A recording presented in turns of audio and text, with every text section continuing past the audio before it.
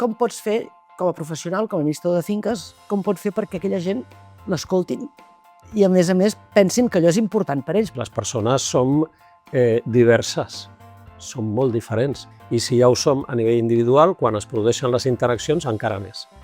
Per tant, aquí l'administrador ha de ser un excel·lent conductor de reunions.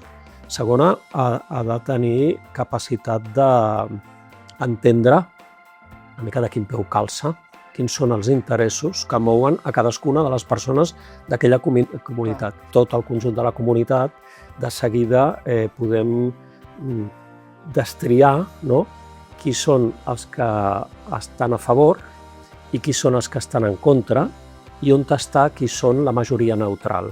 L'habilitat consisteix en identificar qui són els que poden ajudar a que aquesta majoria neutral s'assumi en el canvi